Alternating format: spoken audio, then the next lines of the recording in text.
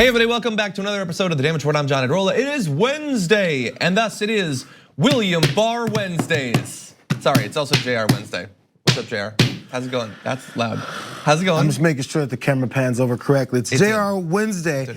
I mean, you know, it's another one. I feel like these types of things happen on every Wednesday. No, but if these types of William Barr, yes. These types of hearings tend to testifying. happen on days when I come in and get to discuss these things. So it's fun times. I like it. It is, and we are going to be talking about William Barr's testimony, which is still proceeding. They're going through like one questioner every 45 minutes. So I think next Wednesday will also be the William Barr testimony. And by questioners, you mean one person that questions him and the next person that excuses all of their actions. Exactly, and so we'll be talking about that. But we also have a couple of awesome guests who are going to be joining us through the course of the hour. In just a little bit, the executive director of the Justice Democrats, Alexandra Rojas, is going to join us to talk about Joe Biden launching his presidential bid, what effect he might have on Justice Democratic candidate, their races if he is at the top of the ticket, and more a little bit later on. And in studio, the first presidential candidate on the Damage Report that will be in studio, Marianne Williamson, who we've talked previously with, is gonna be here to talk about her candidacy and a number of other important issues. We've got more on the Green New Deal, Medicare-for-All, lots of stuff, but we should jump into what's going on right now. Today, William Barr is testifying before Congress, and one of the big topics, at least initially in the questioning, was the fact that just yesterday, I believe it was the Washington Post, released news that Robert Mueller had sent a letter to William Barr after his memo went out, but before we had the full Mueller report, where Mueller expressed his concern that the memo that Barr had crafted was giving people a very inaccurate idea of what his report was actually going to show. And so let's give you just a little bit of that. The summary letter the department sent to Congress and released to the public late in the afternoon of March 24 did not fully capture the context, nature, and substance of this office's work and conclusions. There's now public confusion about critical aspects of the results of our investigation. This threatens to undermine a central purpose for which the department appointed the special counsel, to assure full public confidence in the outcome of the investigation. So Mueller was concerned that media coverage of the obstruction investigation was misguided and creating public misunderstandings about the office's work. And not randomly, by the way, Barr was inaccurately describing what we would eventually learn from the Mueller report in producing whatever Donald Trump needs to say no collusion, no obstruction. That was what the memo was. The Mueller team, we knew didn't like it initially. Almost immediately, news was released that people on the Mueller team had an issue with it. But then Mueller himself sent the letter. And so when you found that out yesterday, what'd you think? Okay, so what I was thinking is pretty obvious. We can see that coming because as it happened, as you mentioned, a few people on the Mueller team were pointing out how upset they were, and those folks can be thrown aside as disgruntled, small-time employees that don't know what they're talking about. When in reality, they're part of the team. So I think eventually it had to come forward that either Mueller had to give his opinion on it, his true thoughts on it, because that's the name on the report, and. Secondly, so I'm not surprised that eventually this had to come out because it had to have been a collective thought process for the entire group of people who were investigating. But secondly, it seems like the way that, from what I could tell, the way that the report was put together, it still left it up for potential corrupt individuals or people looking to cover for a corrupt president to continue to do so. So there was this trust still put into a normal process. So when Mueller and his team put trust in the process for things to happen the way they should, and he gives them information and they're supposed to do with it what they should, that shows so much, there's a naive approach there.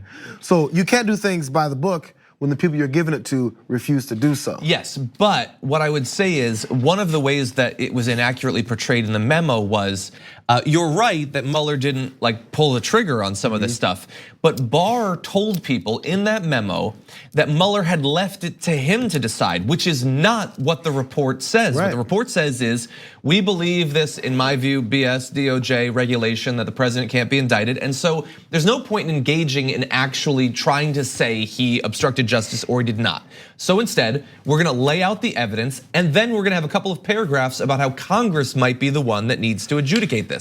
That is not what Barr said. What Barr said is, Mueller was like, you decide. And so I looked at the evidence and I didn't find it convincing. That is not what was in the report. Okay, but were you surprised that Bill Barr was put in place to cover for the president. We said that in advance. Right. How is it that you, John Iadarola, and everyone else that was thinking clearly could see that coming, but somehow Mueller and his team couldn't see that coming enough to hand it over and say, I'm sure you guys will do the right thing. You won't say anything for it. You won't taint the public. You won't say things out in front of it ahead of time, and also still not give it to the Congress that I explicitly said it should go to. Well, how is it smart people that do this for a living didn't get that, but idiots like us did? Yeah, but he did pull the strong move of sending a private letter to Barr that we would only find out about weeks and weeks later after the report was actually released. Look, I 100% agree with you. Very disappointed in the way that this was managed. There is still sort of a chance, a small one, to fix this situation. That is if and when Mueller testifies before Congress himself. If he testifies in the same sort of like, well, you know, I don't want to decide anything, that's on you guys, then that's gonna be a big issue. But if he does, if he makes clear the issue that he had with the way Barr portrayed the actual report, if he makes clear how serious they consider the evidence of potential obstruction of justice, then that could help to solve the situation a little bit. But there's another problem, and that brings us to the testifying today, because some people are taking issue with the last time that Barr testified. This is back on April 10th. So this is before the Mueller report, but after the Barr memo and after the letter from Mueller that we were just talking about. Take a look at this very brief interaction between Representative Van Hollen and William Barr at that point. Did Bob Mueller support your conclusion? I don't know whether Bob Mueller supported my conclusion. That is potentially an issue because he's under oath there and he's implying that Mueller thinks things, I don't know what, how could I know? He's gotten the letter. We now find out he'd had conversations with Mueller specifically about that letter, about the concerns that Mueller and his team had. And there he's saying, I don't know, who could possibly know? I mean, that's arguably perjury, and that's not the only time an interaction like that occurred. Well, that's why as going forward, it's things like I don't recollect will be said. Yeah. So a lot of times when you don't want to be caught lying, you say I don't remember, I don't recollect. That's not according to my memory. I don't remember him telling me that. He could have. I just don't remember that. So I'm not lying yet. Yeah, and there was a lot of lying. We can't go through all of it. A lot of people will, thank God, because we don't have time for it. But weird little lies, like Lindsey Graham. He asked him, did you have a problem with how Comey handled the Clinton case? And Barr said, yes, I said so at the time, because that's the narrative they want now, that the problem was really Hillary Clinton. But that's not what Barr was doing at the time. On October 31st, 2016, he wrote an op-ed for the Washington Post called James Comey Did the Right Thing. But that was only in the Washington Post, so how could anybody possibly remember it? That was tongue in cheek. It was tongue in cheek, yes, exactly. Like most Washington Post op-eds. And so I wanna move to a couple of other related issues. A lot came up in the Barr testimony today. One interaction that was really interesting was Barr trying to finesse what exactly Donald Trump was doing when he tried to get Don McGahn to initiate a process that would result in Mueller no longer being the special counsel. Take a look at this. And there is a distinction between saying to someone, go fire him, go fire Mueller, and saying, have him removed based on conflict. And what would they have different results? What would that conflict be? Well, the difference between them is if you remove someone for a conflict of interest, then there'd be presumably another person appointed. Yeah, but wouldn't you have to have it in this kind of situation, an identifiable conflict that made sense, or else doesn't it just become a fabrication? Well, now we're going to shift from the issue of writing the memo or somehow putting out a release later on, and the issue of the actual direction to McGahn. Okay, so if it seemed like that last bit didn't have anything to do with what they were talking about, the reason we kept it in was I wanted you to know that he changed the subject to something not related to what she was saying. First of all, I don't think that, she's trying to say what would the rationale be for a conflict. I don't think that Donald Trump actually cares. I don't think Willie Barr actually cares, but it's a good follow-up from her. Because at the end of the day, saying I want you fired and I want you fired for a conflict that I'm never gonna specify and can mean whatever I want means that if you want to obstruct justice and get away with it, you just have to come up with some BS argument for it. That's effectively what he just communicated. I mean, and also, oddly, in real life, it also shows explicitly what happened with also the head of the department. So before it was Jeff Sessions, how many times did Donald Trump rail about Jeff Sessions and not following me, not backing me up, not blocking everyone for me? He got rid of that guy. So Barr talks about a replacement versus firing. If you fire someone, you're ending the whole investigation. If you replace them, you're putting someone else in that doesn't have the conflict of interest. It's weird. With the Department of Justice, he replaced someone he didn't like because he thought he had a conflict of interest, the interest being protect the president, and he put someone else in place, William Barr, that will protect him. So no, it wasn't a firing, it was a replacement, but it still got the same job done. So you can say it has different results, but when President Trump wants to take someone out and put someone else in that'll do his bidding, it happened there and it would have happened here too. It's the same result. Yeah, exactly. And first of all, again, we have to keep saying this. I apologize if it sounds like we're on repeat, but we have to try to break through the complacency of a lot of people. If you can remove the person investigating you, investigations don't mean anything anymore. Accountability means nothing. If we go to all of the trouble of setting up one of these special investigations, something that very rarely happens, is incredibly difficult to do, and even if you do that, he's allowed to just remove them, as long as he comes up with some sort of conflict that he never actually specifies. If you believe that, then you need to be honest with yourself and with us and say that you believe that the president is above the law. That's all it means in practice. There will be no accountability whatsoever because any investigation can be shut down and will be shut down in the future. So removing him, not obstruction. They had a back and forth, it was with Dianne Feinstein. So she said, you still have a situation where a president essentially tries to change a lawyer's account, that's Don McGahn, in order to prevent further criticism of himself. Barr says, well, that's not a crime. And she responds, so you can in this situation instruct someone to lie, and he changed the subject again. Because yes, he does believe that you can tell your lawyer to lie on the record, and he lied repeatedly throughout this.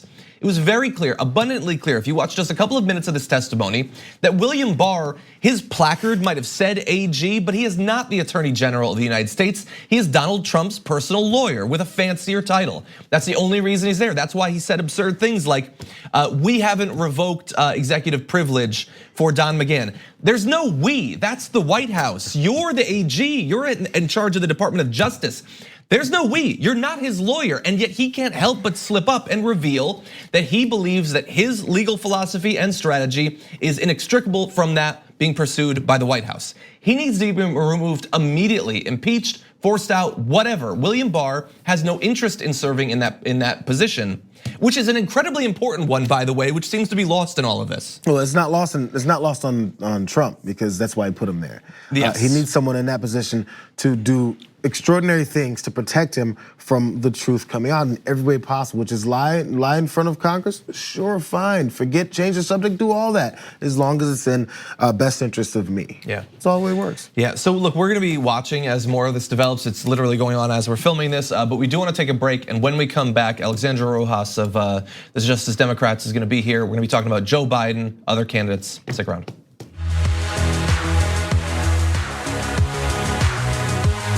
We need to talk about a relatively new show called the Republic, or UNFTR. As a Young Turks fan, you already know that the government, the media, and corporations are constantly peddling lies that serve the interests of the rich and powerful. But now there's a podcast dedicated to unraveling those lies, debunking the conventional wisdom. In each episode of the Republic, or UNFTR, the host delves into a different historical episode or topic that's generally misunderstood or purposely obfuscated by the so-called powers that be.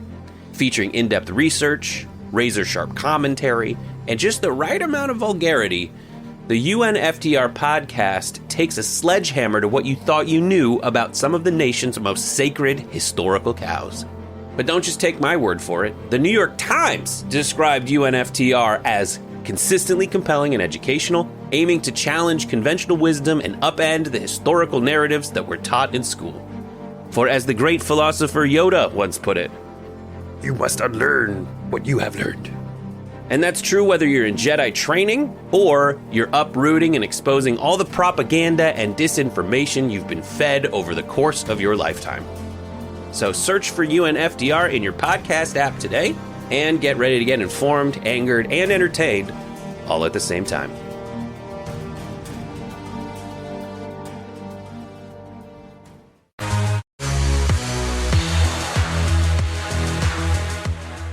We're now a few days into the formal candidacy of Joe Biden for the Democratic nomination for the presidency this time around, and joining the Dems Report now to break it down, Executive Director of the Justice Democrats, Alexandra Rojas. Welcome back to the show. Thanks so much for having me, John. Very glad to have you here. I've been following your social media activity, and you did talk a little bit about Joe Biden announcing. When you first read that he had made it official, I'm sure it wasn't much of a surprise. We knew he was likely to run, but how did you respond? Well, I think, we have some serious concerns, particularly around, obviously, the agenda that he's pushing forward, which doesn't seem to have very much clarity. But I think there's really two concerns. One is being electability, and the second being his issues and his leadership experience. For Joe Biden, in 2016, we saw a lot of voters stay home, particularly young people, people of color, union households. And Biden has major issues with all three of those constituencies, including Democratic women. So I think electability isn't just about moderation, which is what we hear a lot of the mainstream outlets talking about. It also has to do with motivation and how you're going to be able to actually activate a pool of a constituency of voters that we weren't able to do last time. And then on the issue of, I think, his leadership experience, he's been a bit of a divisive candidate, at least on policy decisions throughout his entire career that have hurt a lot of people. And on big moments when he had to take a stance against the big banks, against Wall Street, against mass incarceration, stand up for Anita Hill, he did not do that, right? So when we needed his leadership, when it mattered, he wasn't there. And I think that's a problem for anyone that's looking to be president of the United States. And it seems like for some of them, he's been sort of slow to evolve on that. I mean, you just referenced Anita Hill. He has apparently apologized. That happened like 39 hours ago. Like, it took decades for it to happen, even after a conversation with her when he was going to announce. It still didn't happen then. And so my worry is that same sort of slowness to admit fault and sort of evolve on it might be found in some of his issues. Now, there is one big issue that at least recently he has evolved at least somewhat on, but I'd like your impression. Back in, I believe it was 2012, might have been 2008, he had a big speech, came out against any form of single-payer healthcare. As of last week, he is now in favor of allowing people to buy into Medicare-for-All, but he's not in favor, buy into Medicare. He is not in favor of Medicare-for-All. So that is evolution, but is it evolution enough on a major issue like that? I think that he's come out, he's got a proven track record of being against a system like a single payer healthcare system that covers as many people, that is the most cost efficient way as possible, and that actually gets to the root of our healthcare system, which is that we put profits before people. And so even with the proposal that he's come out with, and it matches what many organizations like the Center for American Progress and other more centrist candidates are continuing to push. But again, it does not get to the root of the issue. You still have a healthcare system that is prioritizing profits over people. So one step to not only, I think, continue to fix the ACA, to continue to make sure that people have access, we need to guarantee healthcare as a right in this country. So we personally do not think that is going far enough. And I think his track record shows that even if that is his current position now, we have concerns that is not actually going to transpire later. And so, look, obviously you're gearing up for another cycle, another suite of candidates, and all of that. When you think about a general election where you have, on the one hand, Joe Biden is the Democratic nominee versus potentially another one of the more progressive options, if it's Bernie or Warren or whoever, when you're thinking about down ballot races, either in the Senate or in the House, anything like that, even lower than that, what do you think about how those different options might impact the ability of Justice Democrats to get other candidates elected? I think that's a good point to bring up, and I think why we see our role right now as really being not getting behind a single campaign that's running for president. It's really to push every single person in the Democratic field, including Joe Biden, to be as bold and as visionary as possible, because we know that if we do a repeat of what we saw in 2016, or we think the solution is just to go back to before Donald Trump got elected and everything is going to be fine, that's not okay. And so we can actually see. I was looking at some of the data, right? That people really like Joe Biden. He was vice president of the United States of America. He's got high name recognition. Politically speaking, it's very smart for him to ride on the Obama legacy and the sort of coattails there. So I don't think it's that surprising that he's coming out so strong right now. But what voters don't know yet is his record, right? And we saw the same thing sort of happen in 2008 with Hillary Clinton also coming out leading in the polls with high name recognition, but over time as Obama, running as a grassroots populist candidate, got to share his story with the American people, and people got to learn more about the record. I think that the game changes. So it's still incredibly early. I think the poll numbers that are coming out definitely show that he's strong, but is also not surprising compared to the name recognition. So it's something we're keeping an eye on, but I wouldn't say that it affects our races, at least right in this moment. Okay, yeah, and I would like to see much more detail on a wide number of issues, obviously starting with what he would do about climate change. But the thing is, if he is leading by a significant amount in the polls, he might not be incentivized to actually give us much more detail. And so we might have to wait a little bit to find out what he thinks about, financing of education, private prisons, all of these issues. And so that is a bit frustrating. I did want to ask you one other related question, just because this is the first time we've talked since I saw it. In the run up to the 2018 election, a lot of what I would consider more mainstream, at least online sort of print outlets, were very derisive of the Justice Democrats and our revolution and your chances and what impact you would have. That seems ridiculous in hindsight now. I did actually see very recently, Van Jones was on, I think it was MSNBC, it might have been CNN, and was talking about how important your group has been, how he sees it as more powerful than the Tea Party was at its peak. Do you believe that the narrative is shifting on people accepting the role that Justice Democrats and similar groups are playing? Absolutely. I think he actually is a contributor to CNN. So I think that's kind of where he was. But yeah, I absolutely think people are recognizing that. Look, I think the leadership of the Democratic Party is much older, it's much wealthier, it's much more white than the grassroots base and progressive movement that we're creating, which is largely made up of young people, people of color, and working class people of all backgrounds. And so you have this generation of leadership that's in control of the Democratic Party that I think in a lot of ways Biden represents, that is not only incredibly out of touch, but has also failed. They failed to stop Donald Trump back in 2016. They failed to solve or even attempt to solve the most fundamental systemic problems, biggest problems facing our country, like climate change, like income inequality, like mass incarceration. And we just can't count on them to lead us into the future. And I think Van Jones recognizes that the center of energy in the Democratic Party right now is around progressive policies like Medicare-for-All, like free college, ending mass deportation and mass incarceration. And a lot of the Democratic leadership right now is standing in direct opposition to that. And I think in this political moment, people want to see the creativity, the ingenuity, and the imagination of when you put, the 330 million incredible people that make up the most world, that we can accomplish really great things. So I think people are starting to recognize that JD really is bringing out the best in Democrats, where I think the Tea Party obviously brought out the worst in Republicans. And we believe that America's best days are in front of us, not just sort of managing our own decline or being the party of no, we can't. So we're super excited and humbled by the fact that we are actually getting the attention of the really critical work and that we're doing. But it's also, we've been building for this moment for the past 3 years, and we're really excited to share how that's culminating with the world. Alexandra Rojas, Executive Director of Justice Democrats, thank you again for joining us. Thank you.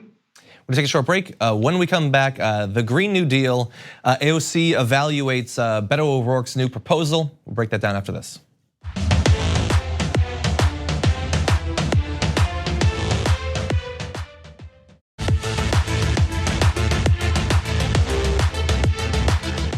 So earlier this week, Beto O'Rourke released his first semi-detailed policy proposal, and it has to do with climate change. We evaluated it at the time.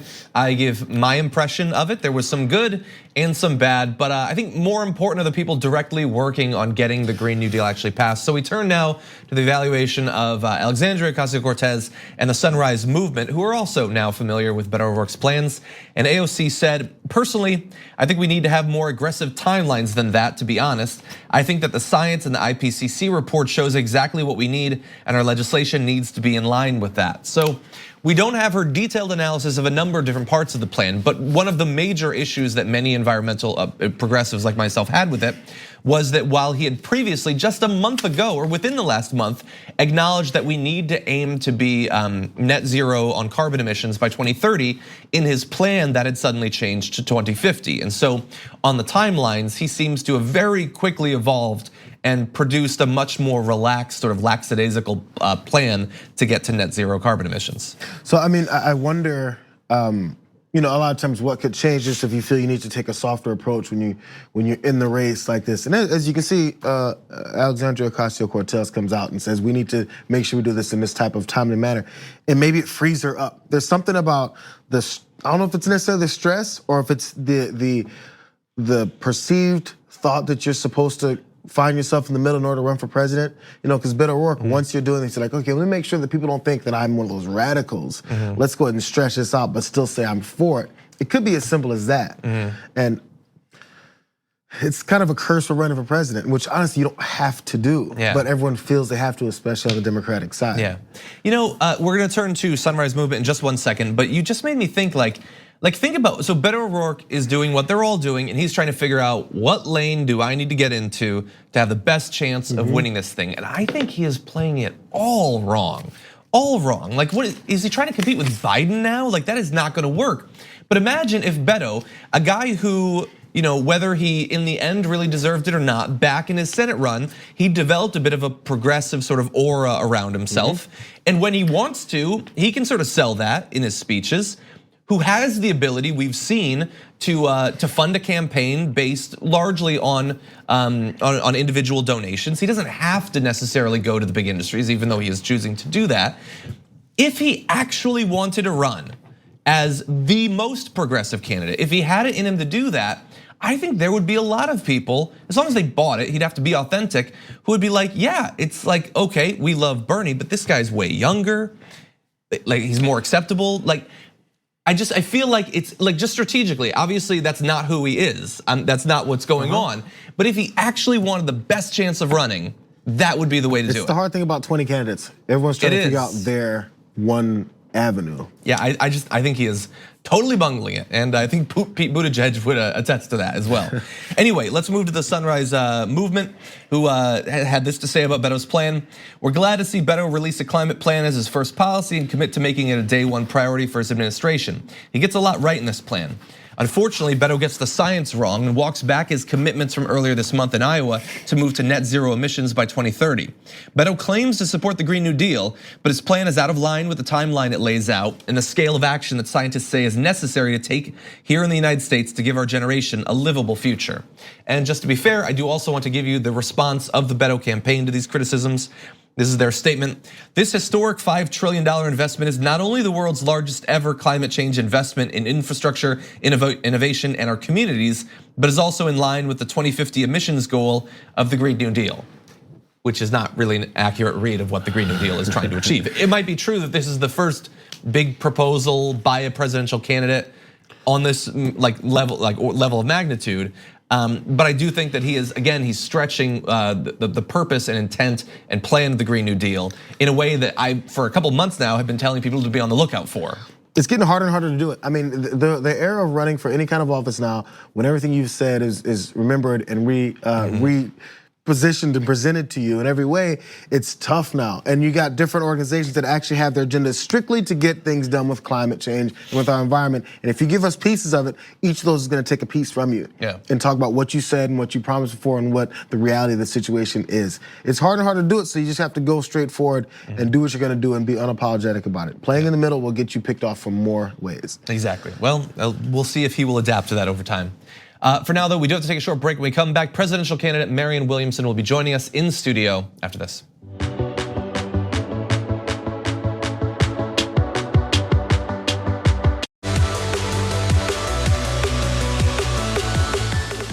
And now I'm very excited to welcome in studio the first presidential candidate that we've had here at the Damage Report, Marianne Williamson, welcome to the studio. Thank you so much. We're very excited to have you here. Now, we've talked previously, and we've broken down a few of the big issues in your campaign, but a lot has happened since then, and so I'm excited to catch up with you.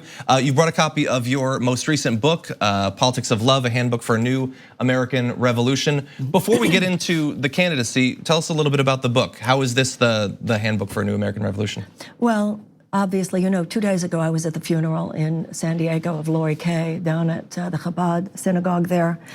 And I saw a tweet the other day. Somebody said, how many lone wolves do there have to be before we realize this is a pack? Yeah. So there is obviously a trajectory here, whether it's the Pittsburgh shootings or the Christchurch in New Zealand, the shooting at the mosque, or what happened in San Diego the other day. Hatred has been collectivized. Hatred has been turned into a political tool, whether it's the rise of white supremacy here in this country or the global phenomenon that it is, a president here in the United States who actually sends out dog whistles seeking to actually take advantage of this for his own political purposes.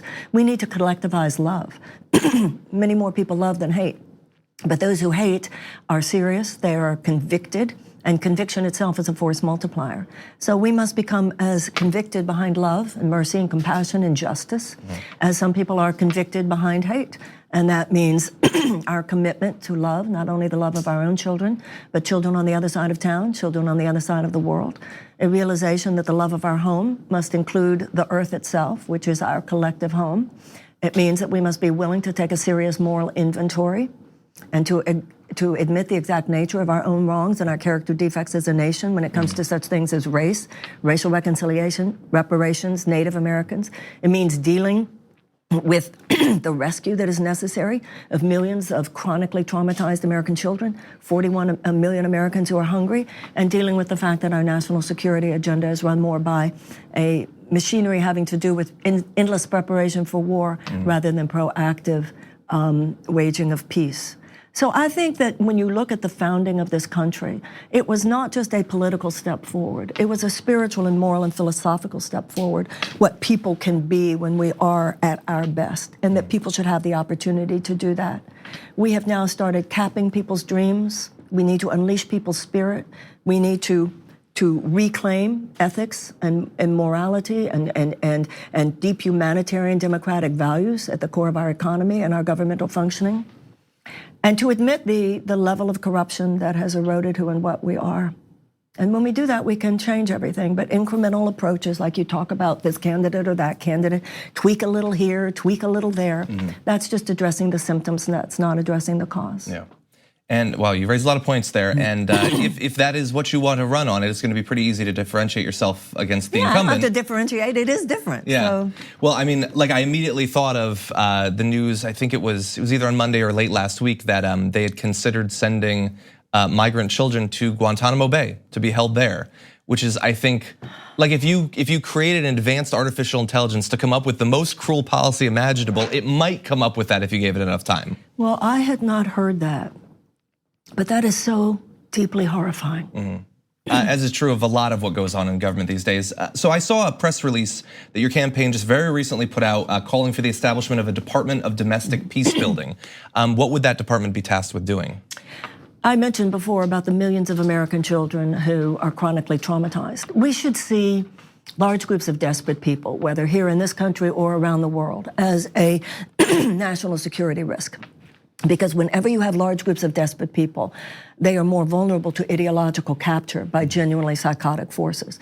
This despair must be addressed in a 21st century way. We need wraparound services. We need anti-bullying. We need conflict resolution. We need restorative justice. We need mindfulness in the schools. We have elementary school students in the United States who are on suicide watch. We have children who are traumatized before they even start elementary school, before they even start preschool. What are you going to do with these children? Where do you think this is? What kind of ticking time bomb do you not realize that this is? What are we going to do? Just build more prisons? We're talking about how to deal with opioid addiction, but we are actually creating new generations that are at risk for opioid addiction, and most importantly, in terms of the conversation we're having here, at risk for alienation enough to turn them into white supremacists, et cetera. Yeah. So we need to become far more whole person, far more integrative, far more holistic, far more 21st century in the way we deal with these things. You can't just take medicine, you have to cultivate health. We can't just have bombs and law enforcement and war. We have to cultivate justice and brotherhood and peace, and that comes from people who are living in ways that do not lead to the kind of dysfunction and pathology that is almost inevitable when there's that much chronic despair and alienation. And it certainly seems like those sorts of people that you're talking about hold a lot of power in government these days, that have elevated the pursuit of money to be the only moral pursuit. So I'm also curious, one of the top issues that I've seen constantly come up in polling when people prioritize what they're going to be voting based on, healthcare, and there's a lot of candidates in the field right now with some big disagreement in terms of where we need to go when it comes to healthcare. What is your plan? This is an example of the inadequacy of the dominant political conversation to address the deeper problem. It's all about the superficial. It's all about tweaking the outside. This is the deal with our healthcare. First of all, of course, I believe, progressive that I am, I believe we need a Medicare-for-All type situation. But we need to go deeper than that. We need to recognize that we don't have a healthcare system in the United States. We have a sickness care system. So Western medicine is very good at treating acute sickness. So our healthcare conversation says, once you get sick, who's going to pay for it? That's just the superficial. We need to deal with how many of our policies, environmental, food policies, agricultural policies, chemical policies, and so forth, including our economic policies and the stress that it produces, actually make it more probable that people are sick.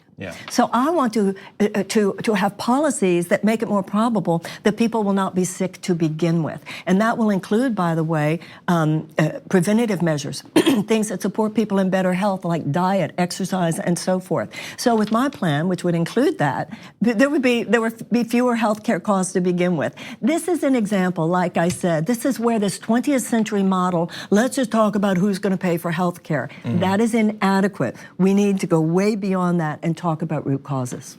Okay, I don't disagree with you.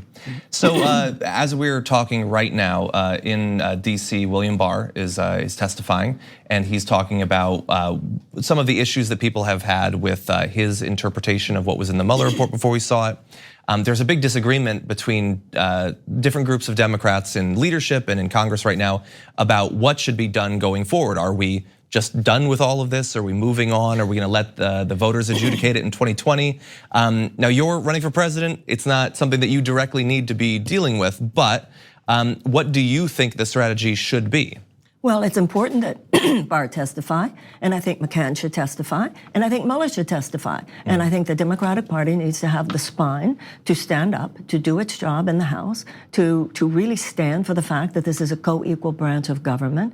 And when the president says that he will not allow his people to testify, that if anybody who doesn't want to testify becomes subpoenaed, and if they don't answer the subpoena, the same thing should happen to them. It's called contempt of court in a regular civil court, and that's how these people should be treated. At what point are we going to stand up to the corruption of this administration? At what point? I've been wondering that. Yeah, really. Yeah, and I would love to know why 30 seconds of what you just said there, why it is so difficult to get some Dems in Democratic leadership in Congress to say the same thing. You know the answer.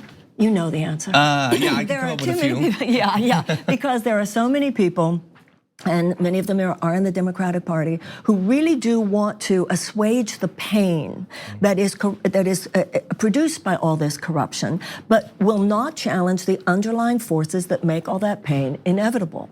That don't want to really call the corruption on the level that it is. And let me tell you something, anybody who's not naming the problem has no intention on providing a solution. Yeah, and might personally hope to benefit from the same corrupt system at some point. Well, I think it's so silly. Why are we looking at people whose careers have been entrenched for decades in the same system that drove us into this ditch? Why would we look at them and say they're the only people we should possibly consider qualified to lead us out of the ditch? I feel like Paul Revere. The people need to know. Do the people realize the people need to step in now?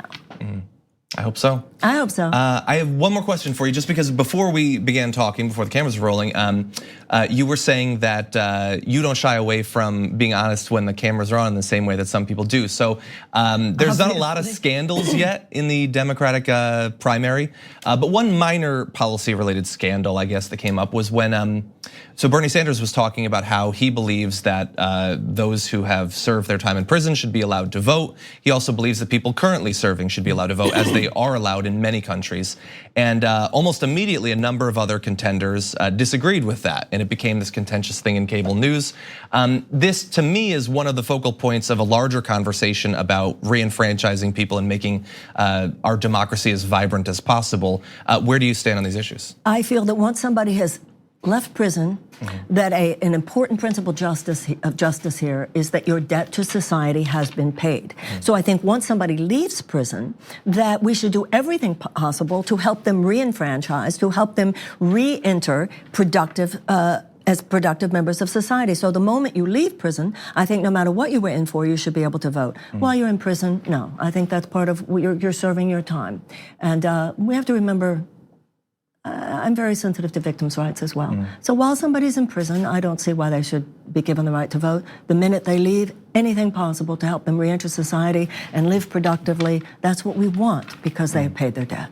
Okay, I might not agree with you, but you didn't equivocate at all, and I respect that. Thank you. Marianne Williamson, Democratic presidential contender, also author of Politics of Love, a handbook for a new American revolution. Thank you once again for joining us. Hopefully we'll be able to talk again in the near future. Thank you, I hope so. Thanks again. We're gonna take a short break here. When we come back, a little bit more of some of what was coming out of yesterday's congressional hearings over Medicare-for-All. Jayar Jackson will be back in studio after this.